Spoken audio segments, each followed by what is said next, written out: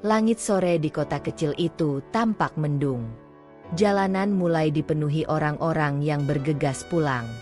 Di antara keramaian, seorang pria berusia sekitar 30 tahun berjalan dengan pakaian lusuh, kaos belel, celana panjang yang sudah memudar warnanya, dan sandal jepit tipis yang tampak hampir putus. Sekilas, orang akan mengira dia hanyalah seorang gembel biasa yang hidup dari belas kasihan. Namun, di balik penampilan sederhana itu, tersembunyi rahasia besar. Pria itu adalah Arga Prasetya, bos tambang batubara dan nikel yang kekayaannya tak terhitung.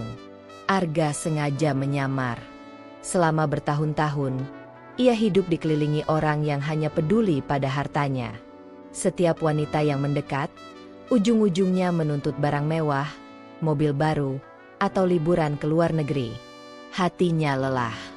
Ia ingin sekali merasakan cinta yang benar-benar tulus, tanpa topeng, tanpa kepalsuan. Kalau aku terus menunjukkan harta, tak akan ada yang bisa jujur sama aku, gumam Arga sambil duduk di sebuah warung kopi pinggir jalan.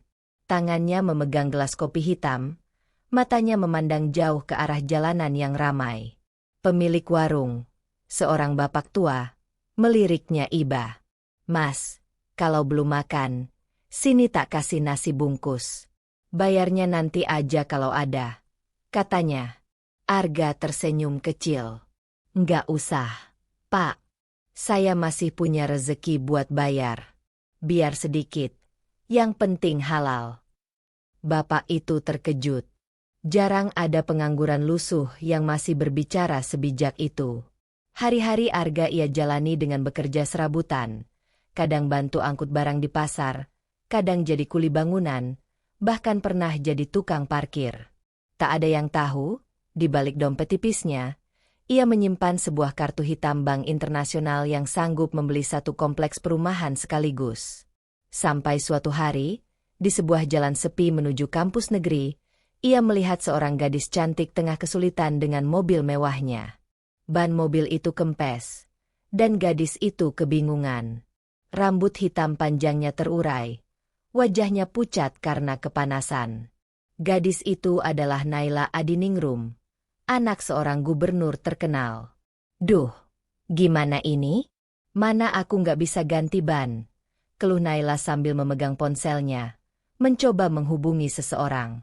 Arga yang kebetulan lewat menghampiri. "Mbak, ada yang bisa saya bantu?" tanyanya dengan suara sopan.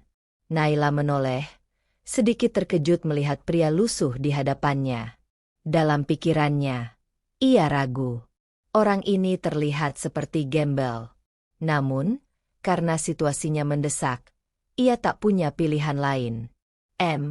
Kalau kamu bisa ganti ban, tolong ya. Aku benar-benar nggak ngerti soal beginian," katanya dengan nada setengah ragu. Arga tersenyum dan langsung jongkok, memeriksa kondisi ban. Dengan cekatan, ia membuka bagasi, mengambil ban cadangan, lalu menggantinya. Tangan kasarnya bergerak lincah, seolah sudah terbiasa dengan pekerjaan berat.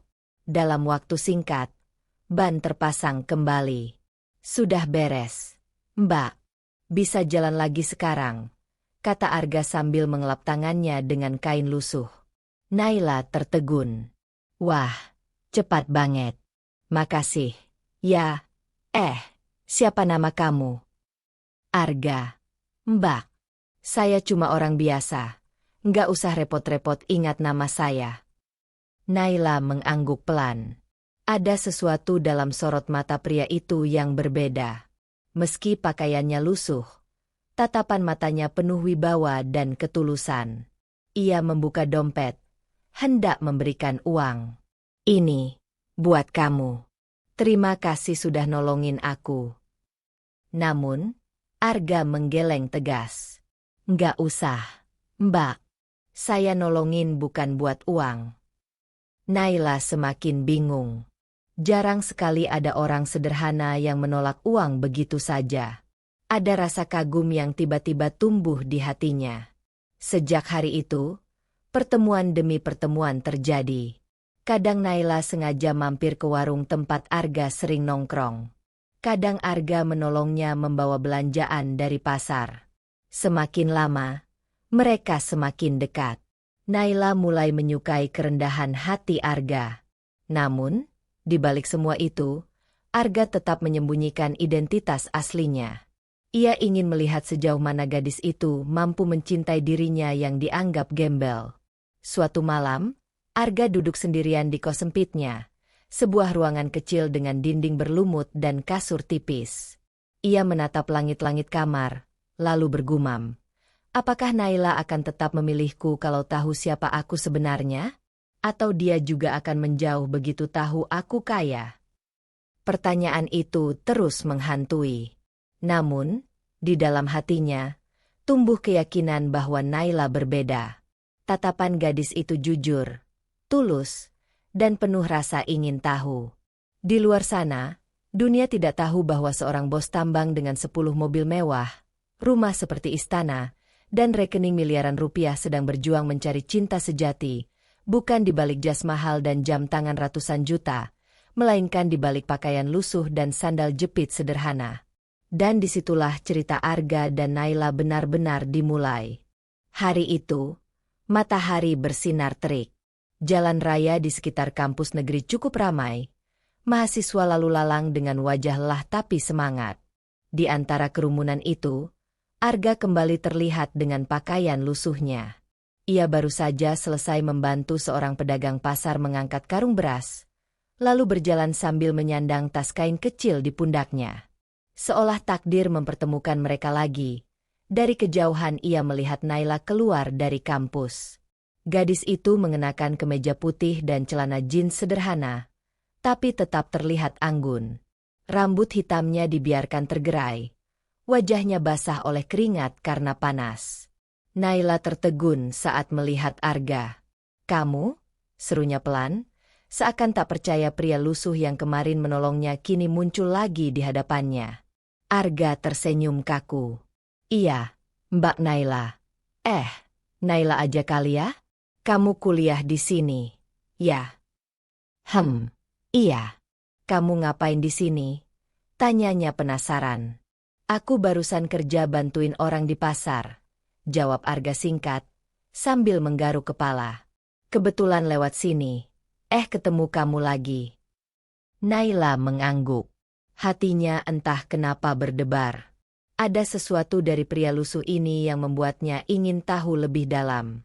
Ia bukan sekadar penolong biasa. "Aku mau ke kantin. Kamu udah makan?" tanya Naila tiba-tiba. Arga agak kaget. Jarang sekali ada gadis sekelas Naila yang mengajaknya makan. "Belum sih. Tapi, apa nggak apa-apa aku ikut?" Naila tersenyum kecil. "Ya nggak apa-apa. Ayo, temenin aku." Mereka pun berjalan berdua ke kantin kampus. Suasana cukup ramai. Banyak mahasiswa melirik heran saat melihat Naila, putri seorang gubernur, duduk bersama pria lusuh yang jelas-jelas bukan mahasiswa. Beberapa berbisik-bisik. Bahkan ada yang menertawakan. Itu Naila, kan? Kok sama gembel? Mungkin tukang parkir kampus." "Hahaha, aneh banget." Arga mendengar bisikan itu. Wajahnya sedikit menegang, tapi ia pura-pura tenang. Ia sudah terbiasa diremehkan. Yang membuatnya heran adalah, Naila sama sekali tidak terganggu. Gadis itu tetap duduk dengan tenang, bahkan memesan 2 piring nasi goreng dan 2 es teh. "Kamu nggak malu duduk bareng aku?" tanya Arga lirih. Naila menatapnya dalam-dalam. "Kenapa harus malu? Kamu orang baik. Kamu nolongin aku waktu aku butuh. Aku nggak peduli orang lain mau bilang apa." Jawaban itu membuat dada Arga hangat. Ia merasa, untuk pertama kalinya, ada seseorang yang benar-benar melihat dirinya, bukan penampilannya. Sambil makan, mereka mulai bercerita. Naila bercerita tentang kuliahnya di jurusan hukum, tentang cita-citanya menjadi pengacara yang membela orang kecil. Sedangkan Arga hanya bilang kalau ia pekerja serabutan, hidup dari satu pekerjaan ke pekerjaan lain. Aku pengen sukses suatu hari nanti, Nay, kata Arga pelan. Biar nggak dianggap rendah terus. Naila tersenyum manis. Kesuksesan itu bukan cuma soal uang. Menurut aku, orang sukses itu yang bisa berguna buat orang lain. Kayak kamu, nolongin orang tanpa pamrih. Itu udah sukses di mataku. Arga terdiam. Hatinya benar-benar tersentuh. Ia tahu gadis ini berbeda. Hari demi hari, mereka semakin sering bertemu. Kadang Naila sengaja menyempatkan waktu untuk mampir ke warung kopi tempat Arga biasa nongkrong. Kadang Arga mengantar Naila pulang, meski hanya dengan berjalan kaki sampai depan rumah mewahnya, lalu berhenti jauh sebelum masuk halaman. Namun, hubungan itu mulai menimbulkan masalah. Suatu sore, saat Naila baru pulang bersama Arga, seorang pria berjas rapi menghampiri mereka di depan rumah gubernur. Ia adalah Randy, putra pengusaha besar yang sejak lama dijodohkan dengan Naila. Naila, kamu pulang sama dia. Randy melirik sinis ke arah Arga dari ujung kepala sampai kaki. Kamu sadar nggak siapa yang kamu ajak jalan? Naila menatap tajam. Aku sadar. Ren. Ini Arga. Temanku. Dia orang baik. Randy tertawa mengejek. Orang baik? Lihat pakaiannya. Sandal jepit kayak mau putus. Bajunya kayak kain pel. Kamu pantasnya jalan sama aku, bukan sama gembel kayak dia. Arga menunduk, menahan emosi. Ia ingin membalas, tapi ia memilih diam. Namun, Naila justru maju satu langkah. Ren, jangan seenaknya merendahkan orang. Arga lebih jujur daripada banyak orang kaya yang aku kenal. Randy terdiam sejenak. Wajahnya memerah. Kamu akan nyesel, Nay. Orang kayak dia nggak punya masa depan. Aku yakin keluarga kamu nggak bakal pernah terima. Arga menarik napas panjang, lalu berkata pelan. Naila, aku pamit dulu. Makasih sudah temani hari ini. Ia lalu melangkah pergi dengan langkah gontai. Di balik wajah tenangnya, hatinya diguncang. Ia tahu cepat atau lambat, ia harus berhadapan dengan kenyataan. Keluarganya Naila pasti menolak dirinya. Tapi ia juga tahu, perasaan di hatinya untuk Naila semakin dalam. Malam itu, Arga kembali ke kos sempitnya. Ia menatap kaca kecil di dinding yang sudah retak, melihat pantulan dirinya yang lusuh. Apa aku terlalu bodoh? Berharap gadis sepertinya bisa menerimaku? Tapi, dia satu-satunya yang bikin aku merasa dihargai. Aku harus terus berjuang. Di sisi lain, Naila duduk di kamar mewahnya. Ia memikirkan Arga, pria sederhana yang membuatnya merasa damai. Bukan karena harta, bukan karena status, tapi karena ketulusan. Pertemuan tak terduga itu ternyata menjadi awal dari sebuah perjalanan panjang. Perjalanan cinta yang penuh ujian, penuh penolakan, tapi juga penuh harapan. Dan tanpa mereka sadari, hubungan ini sedang menuju badai besar yang akan menguji seberapa kuat mereka bertahan. Hubungan Arga dan Naila semakin dekat. Hampir setiap hari mereka bertemu, entah sekadar makan di warung sederhana, jalan kaki di taman kota, atau ngobrol lama di kantin kampus. Meski banyak yang mencibir, Naila tak peduli. Ia merasa menemukan sosok pria yang tulus, jauh dari topeng kepalsuan dunia glamor yang selama ini mengelilinginya. Namun, hubungan itu tak bisa lama-lama disembunyikan.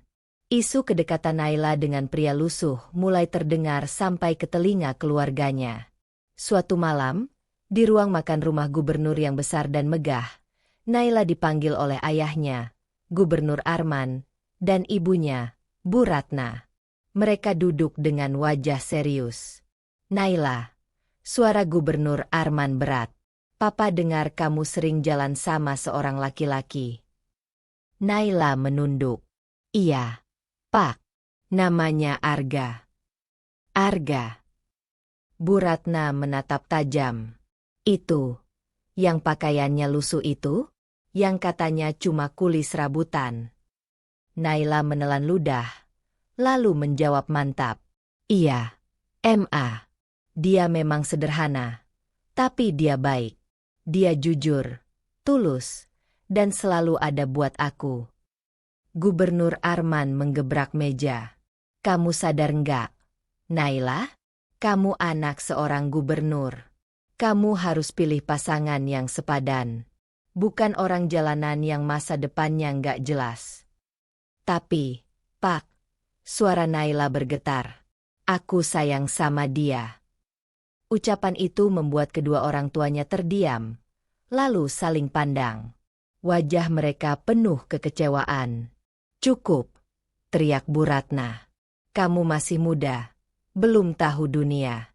Perasaan bisa menipu. Percaya sama Mama, laki-laki miskin itu cuma akan bikin kamu sengsara. Air mata mulai menggenang di mata Naila. Tapi ia tetap diam, menahan emosinya. Keesokan harinya, Naila memberanikan diri menceritakan semua itu pada Arga. Mereka duduk di bangku taman, di bawah pohon besar. Orang tuaku nggak setuju. Gak, kata Naila pelan. Mereka bilang kamu nggak punya masa depan. Arga hanya terdiam, menatap tanah. Hatinya sakit, tapi ia berusaha tenang. Aku ngerti, Nay. Wajar kalau mereka mikir begitu. Aku memang gak punya apa-apa. Tapi aku janji, aku akan berusaha. Naila menggenggam tangannya erat. Aku gak peduli kamu miskin atau kaya. Yang aku mau cuma kamu tetap ada buat aku. Arga tersenyum samar. Kata-kata itu membuat semangatnya hidup kembali. Beberapa minggu kemudian, Arga memberanikan diri untuk melangkah lebih jauh. Meski dengan pakaian sederhana, ia memutuskan melamar Naila secara resmi ke rumah orang tuanya. Hari itu, ia datang dengan kemeja putih bersih, celana hitam yang sudah agak pudar warnanya, dan sepatu lusuh yang baru saja ia semir. Tangannya membawa sebuah kotak cincin sederhana, hasil tabungannya selama berbulan-bulan bekerja serabutan. Di depan rumah mewah itu, Arga mengetuk pintu dengan hati berdebar. Seorang pembantu membukakan pintu, lalu mempersilakannya masuk. Di ruang tamu yang megah, Gubernur Arman dan Bu Ratna sudah menunggunya. Naila pun ada di sana, berdiri gugup di sudut ruangan. Selamat sore, Pak, Bu, sapa Arga dengan hormat. Gubernur Arman menatapnya dingin. Ada perlu apa kamu datang ke rumah ini? Arga menelan ludah, lalu dengan suara tegas berkata, Pak, Bu, saya datang dengan niat baik. Saya ingin melamar putri Bapak dan Ibu, Naila. Ruangan seketika hening. Naila menahan napas. Bu Ratna menutup mulutnya, hampir tak percaya mendengar ucapan itu. Sementara Gubernur Arman perlahan berdiri, wajahnya merah padam. Apa kamu gila? Bentaknya keras. Kamu pikir siapa diri kamu? Berani-beraninya datang ke rumah gubernur untuk melamar anakku, padahal kamu cuma gebel jalanan. Arga tetap berdiri tegak, meski hatinya tercabik. Pak, saya memang orang sederhana, tapi saya tulus mencintai Naila. Saya janji akan jaga dia seumur hidup saya. Bu Ratna ikut angkat bicara. Cukup. Arga, kamu kira cinta aja cukup buat bikin anakku bahagia? Kamu bisa kasih dia rumah layak, mobil, kehidupan yang pantas? Tidak, kamu nggak bisa. Naila akhirnya angkat suara. Mama, Papa, tolong, jangan gini. Aku yang akan tentukan kebahagiaan aku sendiri. Namun, Gubernur Arman tak mau mendengar. Ia melangkah mendekati Arga, lalu menunjuk pintu. Keluar dari rumah ini. Jangan pernah injakan kakimu lagi di sini. Aku nggak mau lihat wajahmu. Arga menggenggam kotak cincin di tangannya dengan erat. Matanya berkaca-kaca, tapi ia mencoba menahan. Ia menoleh ke arah Naila yang sudah menangis, lalu berkata lirih, "Nai, maafkan aku." Dengan langkah gontai, Arga keluar dari rumah megah itu. Hatinya remuk, tapi dalam dirinya muncul bara semangat. Malam itu, di kamar kos sempitnya, Arga duduk termenung. Kotak cincin masih tergenggam di tangannya. Jadi begini rasanya ditolak mentah-mentah karena dianggap nggak punya apa-apa. Gumamnya dengan suara serak. Kalau mereka mau lihat siapa aku sebenarnya, suatu saat nanti, mereka akan tahu. Matanya menatap jauh, penuh tekad. Di sisi lain, Naila menangis di kamarnya. Ia memeluk bantal, teringat bagaimana Arga diusir dengan hinaan. Hatinya hancur. Sementara di ruang kerja, Gubernur Arman duduk bersama Bu Ratna. "Kita nggak boleh biarkan anak kita jatuh ke tangan orang kayak dia," kata Bu Ratna. Arman mengangguk. "Aku akan pastikan Naila menikah dengan Randy. Dia yang pantas, bukan gembel itu." Malam itu, nasib cinta Arga dan Naila seakan menemui jalan buntu. Namun, mereka tidak tahu bahwa kisah ini baru saja dimulai. Dan Arga, pria yang mereka anggap gembel, sebenarnya memiliki segalanya untuk membalik keadaan. Dan penolakan itu akan menjadi bahan bakar bagi kebangkitannya. Hujan deras mengguyur malam itu. Arga berjalan sendirian di jalan gelap. Pakaiannya basah kuyup. Kotak cincin sederhana yang ia bawa masih tergenggam di tangan. Kata-kata penuh hinaan dari Gubernur Arman terus terngiang di telinganya. "Gebel jalanan. Jangan pernah injakan kakimu lagi di rumah ini." Setiap langkah terasa berat. Hatinya seakan diremukkan berkali-kali. Ia bukan hanya ditolak, tapi juga dipermalukan di depan wanita yang ia cintai. Sampai akhirnya, ia tiba di kamar kos sempitnya. Lampu remang, kasur tipis lembab, dinding berlumut, semua terasa lebih suram dari biasanya. Arga duduk di sudut, memandangi kotak cincin. Air mata jatuh, bercampur dengan sisa hujan di wajahnya. Kenapa dunia selalu menilai orang dari pakaian dan hartanya? Gumamnya serak. Apa aku nggak punya hak buat bahagia? Arga memukul dadanya sendiri, menahan sakit. Namun, di tengah keputusasaan itu, perlahan tumbuh sebuah bara tekad. Baiklah, kalau mereka cuma bisa lihat harta, aku akan tunjukkan siapa aku sebenarnya. Aku bukan gembel, aku Arga Prasetya, pemilik tambang terbesar di Kalimantan. Keesokan harinya, Arga meninggalkan kosnya. Ia berjalan ke sebuah hotel mewah di pusat kota. Para staf hotel langsung menunduk hormat saat melihatnya. Dengan kartu khusus, ia masuk ke suite penthouse. Begitu pintu terbuka, dunia yang berbeda tersaji. Ruangan luas dengan perabotan mahal, dinding kaca menghadap panorama kota, dan rak penuh dokumen bisnis. Arga duduk di kursi empuk, lalu menyalakan laptopnya. Telepon genggam khususnya berdering. "Pak Arga," suara sekretarisnya di seberang. "Investor Jepang sudah menunggu rapat via Zoom. Dan besok ada jadwal kunjungan ke lokasi tambang baru di Sulawesi." Arga menarik napas panjang. Wajahnya berubah dingin. "Siapkan semuanya. Mulai hari ini, kita percepat ekspansi. Aku nggak mau ada yang meremehkanku lagi." Hari-hari berikutnya, Arga kembali ke dunianya yang sebenarnya. Dunia bisnis tambang yang keras, penuh angka miliaran rupiah, penuh lobi politik, penuh perhitungan cerdik. Dengan kecerdasannya, ia memimpin rapat, mengatur kontrak, hingga menyetujui pembelian alat berat baru. Di lokasi tambang, para pekerja menyambutnya dengan hormat. "Selamat datang, bos," seru mereka serempak.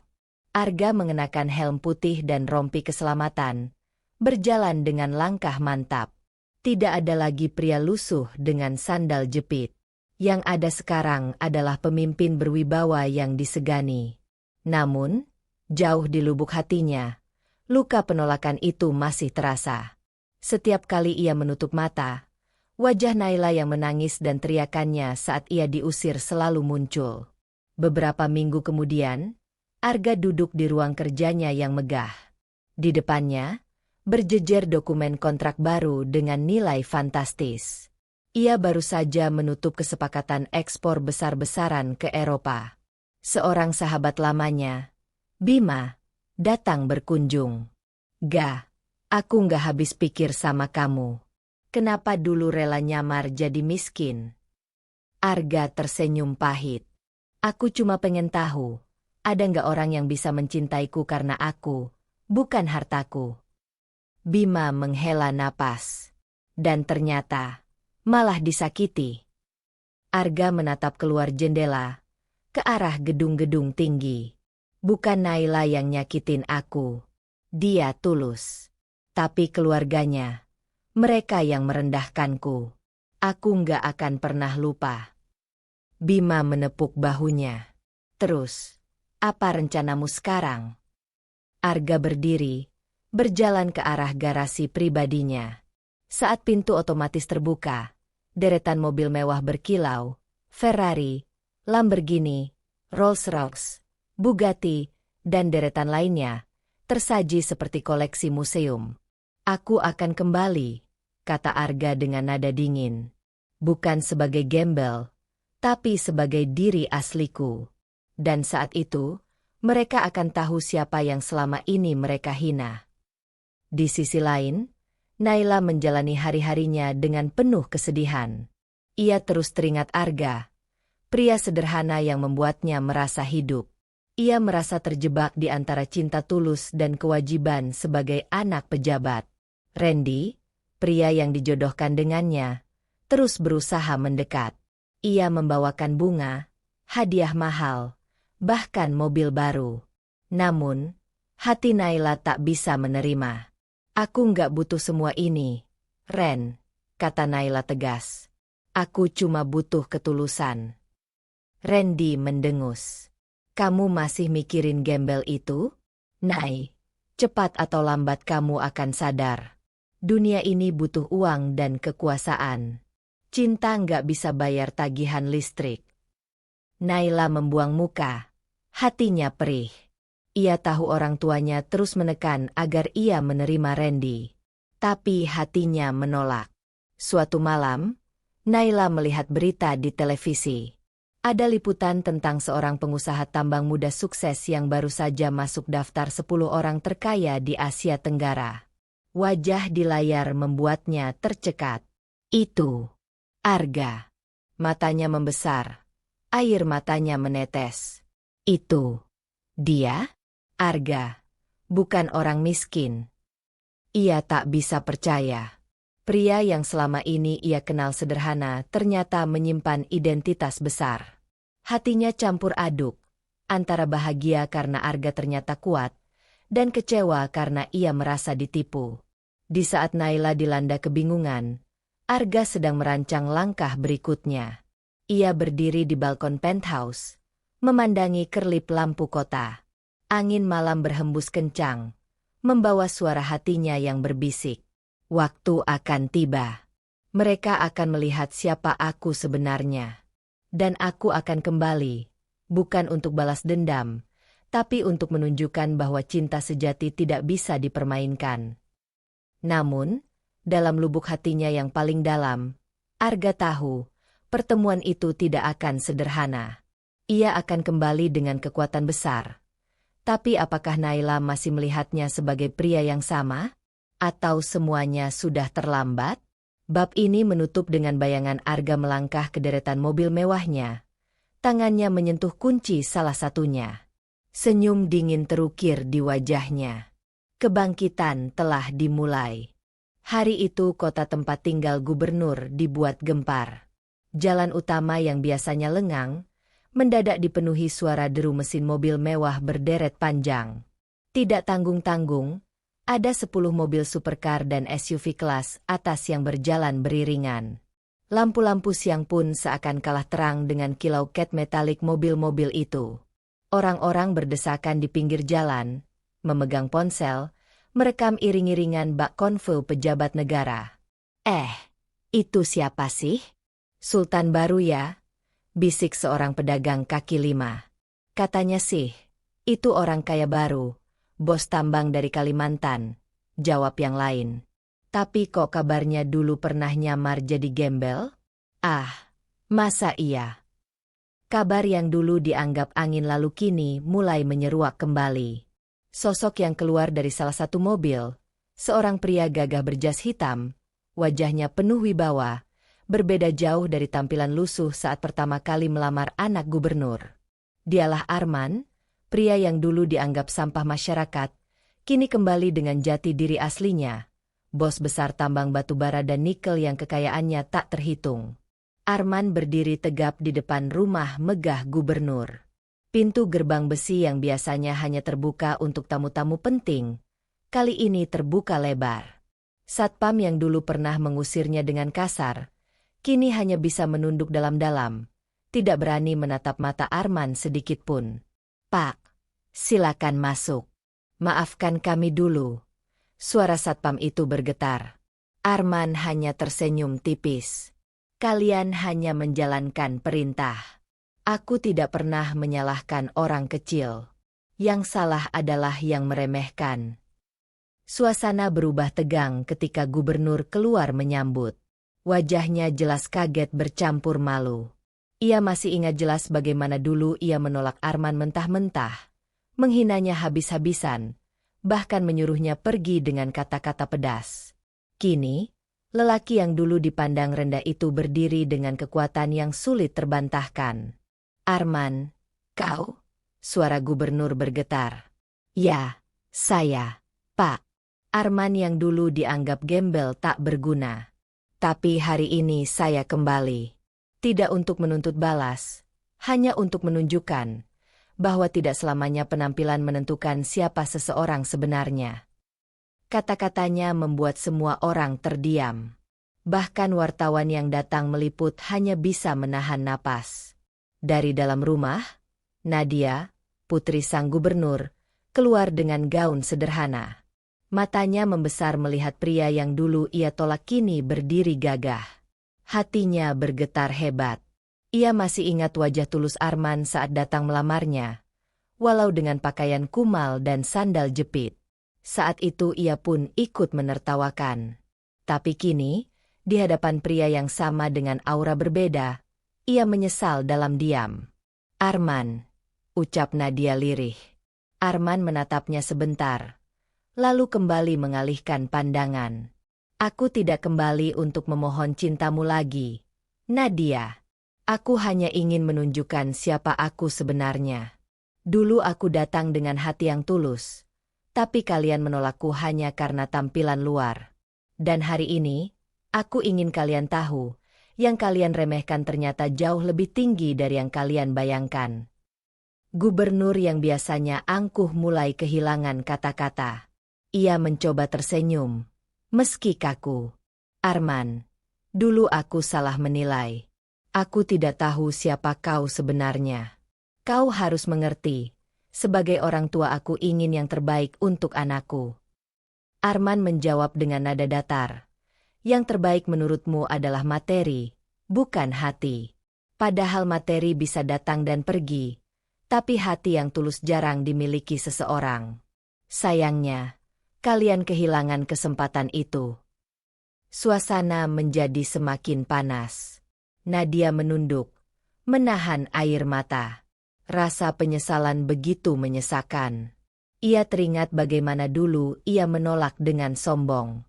Ia membayangkan, jika saat itu ia menerima Arman apa adanya, mungkin kini ia menjadi pendamping seorang raja tambang. Arman lalu melambaikan tangan. 10 mobil mewah yang berderet menyalakan mesin secara bersamaan. Suaranya menggelegar memenuhi udara. Orang-orang yang menonton bersorak, sebagian iri, sebagian kagum. Arman tersenyum kecil, lalu berkata, "Aku pamit. Hanya itu yang ingin kusampaikan. Jangan lagi menilai seseorang dari penampilannya. Karena bisa jadi, gembel hari ini adalah raja besok."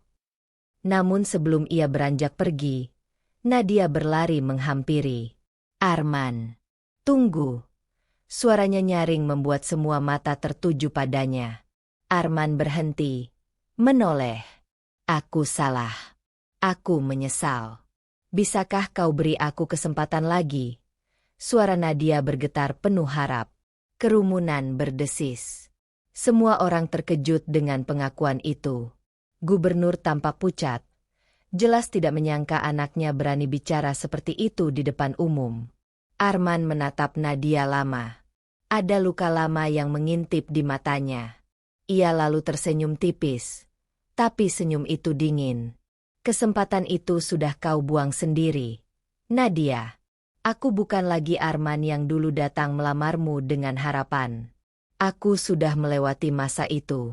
Kini aku punya dunia yang lebih besar. Tanggung jawab yang lebih berat. Dan maaf, aku tidak lagi menoleh ke belakang. Nadia terisak. Lututnya lemas. Ia hampir jatuh jika tidak ditopang oleh seorang pelayan. Gubernur maju, mencoba menyelamatkan wibawanya. Arman, kau jangan terlalu sombong. Ingat, jabatan gubernur ini masih punya pengaruh besar. Arman menatapnya tajam. Pengaruh? Kekuasaan? Pak Gubernur, kekuasaan Anda hanya berlaku 5 tahun. Lalu digantikan orang lain. Tapi tambang saya, kekayaannya akan tetap diwariskan ke generasi berikutnya. Bedanya ada di situ. Kata-kata itu seperti petir yang menyambar. Gubernur terdiam, tidak mampu membalas. Arman kemudian masuk ke mobil utamanya. Konfu 10 mobil itu perlahan meninggalkan rumah gubernur dengan megah, meninggalkan rasa malu, penyesalan, dan keheningan. Malam itu, nama Arman menjadi trending di media sosial. Video saat ia datang dengan iring-iringan mobil mewah viral di berbagai platform. Netizen membanjiri komentar. Dulu ditolak karena miskin, sekarang malah nyesel sendiri tuh. Mantap bang, buktikan kalau jangan remehkan orang dari penampilannya. Drama dunia nyata, kayak film. Sementara itu, Nadia menangis dalam kamarnya, menyesali keangkuhannya. Gubernur termenung, menyadari kesalahan fatalnya. Sedangkan Arman, duduk tenang di balkon hotel mewah, menatap malam sambil berkata pelan, inilah jawaban untuk semua hinaan itu. Dan ini baru permulaan. Suasana di halaman rumah dinas gubernur sore itu berbeda dari biasanya. Jalan yang biasanya hanya dilalui mobil-mobil tamu resmi, kali ini dipenuhi suara deru mesin dan deretan kendaraan yang mengilap seperti baru keluar dari showroom. Satu persatu mobil mewah berwarna hitam, putih, hingga merah marun berhenti rapi di depan gerbang besar. Dari merek kelas atas seperti Rolls-Royce, Lamborghini, Ferrari, hingga Mercedes-Maybach, semua berjejer bagai pameran otomotif pribadi. Orang-orang sekitar yang melintas berhenti dan terpana. Para tetangga, wartawan lokal, bahkan pedagang kaki lima yang berjualan di depan pagar rumah gubernur langsung berkerumun. Mereka berbisik-bisik, menduga siapa tamu kaya raya yang datang dengan cara mencolok seperti itu. Wih, kayak konvo pejabat luar negeri, seru seorang pemuda. Bukan main, ini mobil kalau dijual, bisa buat bangun jalan tol kali. Timpal yang lain. Di balik jendela rumah dinas, keluarga gubernur pun terkejut. Bu Ratna, istri gubernur, langsung menyingkap tirai dengan mata membelalak. Pak, ini tamu siapa? Kenapa mobilnya banyak sekali? Pak Gubernur Bram keluar dari ruang kerja menuju teras, mencoba menjaga wibawa meski wajahnya bingung. Entahlah. Sepertinya ada rombongan pejabat atau pengusaha besar yang ingin bertemu. Sementara itu, dari mobil paling depan, pintu terbuka perlahan. Seorang pria mengenakan jas hitam elegan turun dengan langkah tenang. Tubuhnya tegap, wajahnya bersih, rambutnya tersisir rapi. Senyumnya penuh percaya diri. Dialah Arman, orang yang beberapa minggu lalu mereka tolak mentah-mentah karena dikira gembel. Begitu kaki Arman menginjak lantai halaman rumah gubernur, beberapa ajudan segera menghampiri, mengira dia seorang tamu terhormat yang perlu disambut dengan protokol. Namun Arman hanya mengangkat tangan pelan, seolah menolak penghormatan berlebihan. Tidak usah repot. Saya hanya datang sebagai seorang pria yang punya niat baik. Suasana hening sesaat. Para pekerja rumah, ajudan, bahkan keluarga gubernur sendiri seolah tak percaya. Bu Ratna berbisik, "Jangan-jangan ini orang yang waktu itu datang melamar Nisa." Nisa yang sedang duduk di ruang tamu juga ikut keluar. Begitu melihat wajah itu, dia terperanjat. "Iya, Bu, ini Mas Arman." Gubernur Bram sempat kaget, tapi buru-buru menahan diri. Mustahil. Waktu itu dia datang dengan pakaian compang-camping, tampak miskin dan tak punya apa-apa. Mana mungkin sekarang datang dengan rombongan mobil seperti ini? Arman tersenyum kecil. Ia melangkah maju, menatap langsung ke arah gubernur. "Pak Bram, Bu Ratna, Nisa, saya Arman, orang yang dulu datang dengan penampilan sederhana. Mungkin Bapak dan Ibu masih ingat bagaimana saya ditolak, bahkan diusir dengan kata-kata yang menusuk hati. Tapi hari ini saya kembali.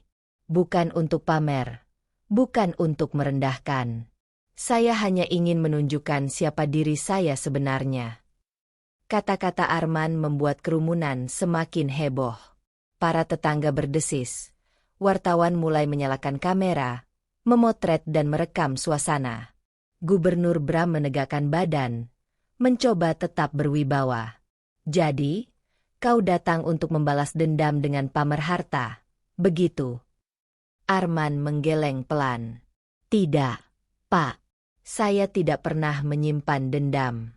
Justru saya bersyukur pernah ditolak, karena dari situlah saya belajar arti rendah hati dan kesabaran. Tapi saya juga tidak ingin dipandang sebelah mata hanya karena penampilan. Maka hari ini saya datang dengan jati diri saya yang sebenarnya, seorang pengusaha tambang yang membangun usahanya dari nol."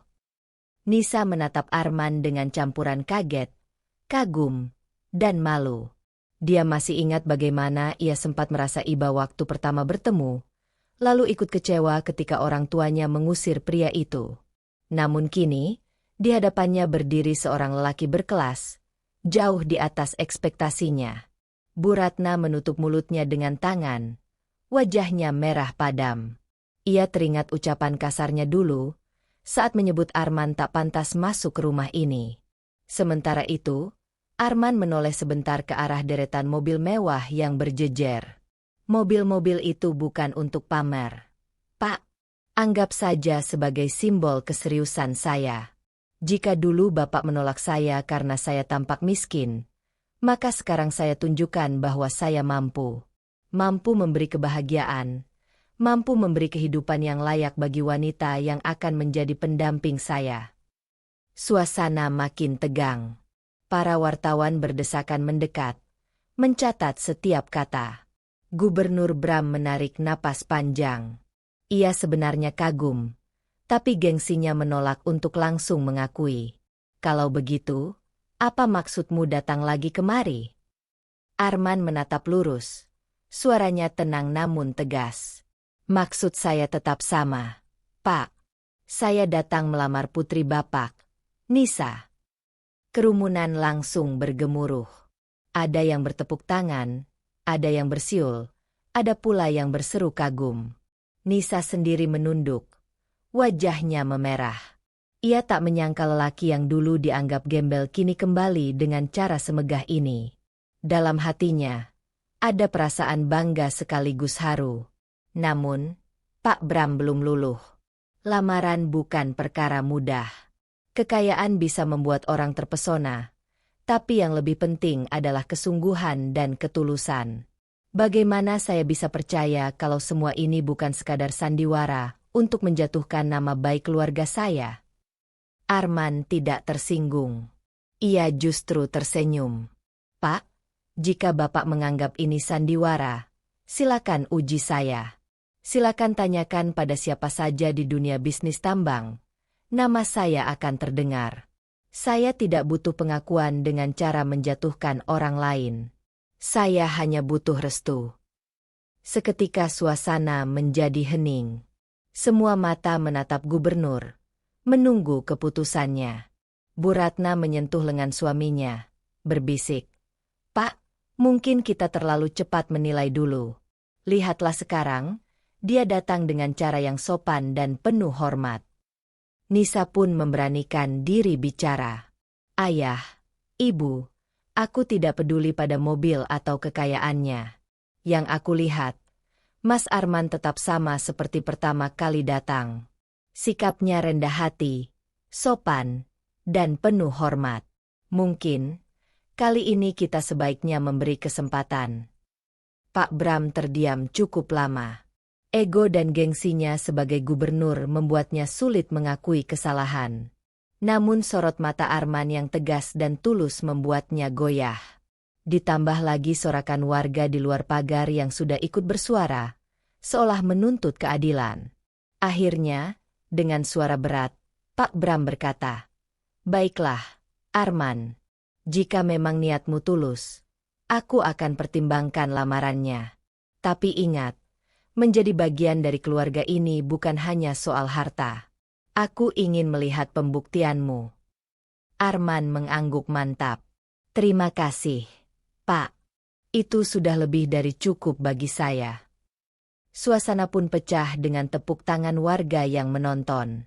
Deretan mobil mewah masih berkilauan di halaman, menjadi saksi momen bersejarah itu. Namun di balik sorak-sorai, terselip satu tanda tanya besar. Ujian macam apa yang akan diberikan Pak Bram pada Arman? Pagi itu, halaman depan rumah gubernur dipenuhi oleh deretan mobil mewah. Ada Rolls-Royce Phantom hitam mengkilap, Ferrari merah menyala, Lamborghini kuning emas, hingga Bentley putih elegan. Semuanya berjejer rapi, membuat siapapun yang lewat tak bisa menahan diri untuk berhenti dan menatap kagum. Warga sekitar berdatangan, berdesakan di pagar hanya untuk mengabadikan momen luar biasa itu dengan ponsel mereka. Arman turun dari mobil utamanya, Bugatti Chiron biru tua, dengan langkah penuh wibawa. Jas hitamnya dipadukan dengan kemeja putih dan dasi merah anggun. Wajahnya bersih, rambut tertata rapi, dan sepatu kulitnya berkilau. Siapapun yang melihat pasti tak percaya bahwa beberapa minggu lalu ia datang ke rumah itu dengan pakaian compang-camping layaknya gelandangan. "Ya Allah, itu bukan orang yang sama," bisik salah satu tetangga gubernur. "Benar-benar berubah. Gila, ini bos beneran," timpal yang lain sambil merekam. Di beranda, Pak Gubernur Darmawan berdiri kaku. Matanya membesar tak percaya.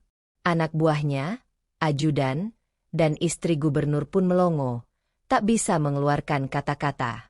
Arman tersenyum, lalu berjalan tegap ke depan gubernur. "Selamat pagi, Pak. Saya datang kembali untuk melamar putri Anda. Kali ini, tanpa menyamar." Gubernur hampir tak bisa berkata-kata. Hanya suaranya yang gemetar keluar. "Kau, Arman? Bos tambang itu? Kau yang menguasai 3 perusahaan batubara terbesar di Kalimantan?" Arman mengangguk. "Benar, Pak. Saya sengaja menyamar jadi gembel waktu itu. Saya ingin tahu, apakah keluarga ini menilai orang dari hati atau hanya dari penampilan dan harta." Suasana berubah sunyi. Hanya terdengar bisik-bisik warga yang menyaksikan drama besar itu. Tiba-tiba, dari dalam rumah, Nadia, putri gubernur, keluar dengan wajah terkejut. "Mas Arman, jadi selama ini, semua itu hanya penyamaran?" tanyanya dengan suara bergetar. Arman menatapnya penuh ketulusan. "Iya, Nadia. Aku ingin tahu siapa yang akan menerimaku apa adanya. Bukan karena uangku. Tapi sekarang aku datang dengan jujur. Hatiku hanya untukmu." Mata Nadia berkaca-kaca. Ia tak menyangka pria yang dulu dianggap sederhana dan ditolak mentah-mentah, Ternyata adalah salah satu pengusaha muda paling berpengaruh di negeri ini. Pak Gubernur terdiam lama. Wajahnya merah padam karena malu. Semua kejadian itu disaksikan banyak orang. Jika ia menolak lagi, reputasinya akan hancur. Dengan suara lirih ia berkata, "Maafkan aku, Arman. Aku sudah menilai hanya dari penampilanmu. Ternyata aku salah besar." Istri gubernur, yang sebelumnya ikut menertawakan Arman, kini buru-buru menambahkan, "Benar, Nak Arman, keluarga kami berhutang maaf padamu. Kami tak tahu siapa dirimu yang sebenarnya." Arman menghela napas panjang, lalu berkata tegas, "Saya tidak pernah mempermasalahkan penolakan itu, Bu. Justru dari situlah saya belajar bahwa dunia ini seringkali menilai hanya dari luar. Tapi hari ini, saya ingin membuktikan, niat saya kepada Nadia tetap sama, dari dulu hingga sekarang." Nadia tak mampu menahan air mata. Ia langsung menghampiri Arman, menggenggam tangannya erat. "Aku percaya sama kamu, Mas. Harta bukan alasan aku mau atau tidak. Yang penting hatimu." Sorakan dan tepuk tangan warga meledak. Banyak yang bersorak, "Hidup Arman! Mantap!" Inilah bukti jangan pernah meremehkan orang miskin. Melihat situasi itu, gubernur akhirnya mengangkat tangannya, mencoba menjaga wibawa. "Baiklah, Arman. Jika Nadia sudah setuju, maka aku sebagai ayah tak akan menolak lagi. Aku serahkan anakku padamu." Arman menunduk hormat. "Terima kasih, Pak." Pesta pernikahan yang megah. Beberapa minggu kemudian, berita pernikahan Arman dan Nadia menjadi headline nasional. Media besar berlomba-lomba meliput kisah cinta yang penuh drama itu. Dulu ditolak karena nyamar jadi gembel, kini menantu bos tambang. Pesta digelar di Hotel Bintang 5 dengan dekorasi serba mewah. Ribuan tamu hadir, termasuk pejabat tinggi, artis, dan pengusaha papan atas. Semua mata tertuju pada pasangan pengantin yang berjalan anggun di pelaminan. Namun yang paling menyentuh bukanlah kemewahan pesta itu, melainkan pidato singkat Arman di depan tamu undangan. Ia berkata, "Saya ingin hari ini menjadi pelajaran bagi kita semua. Jangan pernah meremehkan orang dari luarnya. Karena di balik pakaian lusuh, bisa saja ada jiwa besar yang sedang menguji dunia."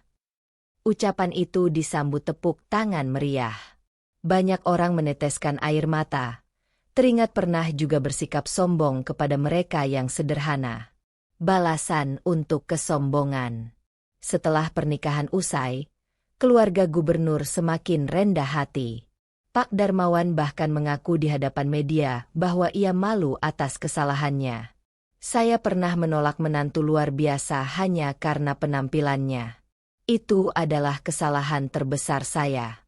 Semoga masyarakat belajar dari kebodohan saya," katanya tulus. Sementara itu, Arman dan Nadia hidup bahagia. Mereka tak hanya menikmati harta, tapi juga aktif dalam kegiatan sosial. Arman mendirikan yayasan untuk membantu anak-anak miskin dan gelandangan, agar tidak ada lagi orang yang dipandang rendah hanya karena keadaan mereka. Nadia selalu mendampinginya, menunjukkan bahwa cinta sejati bukan hanya tentang kemewahan, tapi tentang kebersamaan dalam suka maupun duka. Epilog. Di suatu sore, Arman duduk di beranda rumah megahnya sambil menatap matahari terbenam. Nadia menghampirinya, tersenyum manis. "Mas, pernah nggak kamu nyesel dulu nyamar jadi gembel?" tanya Nadia pelan. Arman tersenyum, lalu menggeleng. "Tidak. Justru itu adalah keputusan terbaik dalam hidupku. Karena dari sana aku tahu, siapa yang benar-benar tulus menerimaku." Nadia bersandar di pundaknya. Matanya berbinar penuh cinta. Arman menambahkan lirih. "Dan pada akhirnya, aku bukan hanya dapatkan cinta, tapi juga pelajaran berharga. Bahwa kesombongan selalu kalah oleh ketulusan." Langit sore semakin jingga. Cerita hidup mereka kini menjadi inspirasi, bahwa jangan pernah meremehkan orang yang tampak kecil. Karena bisa jadi, suatu hari, ia datang kembali dengan kejutan yang mengguncang dunia. Tanda centang putih tebal tamat.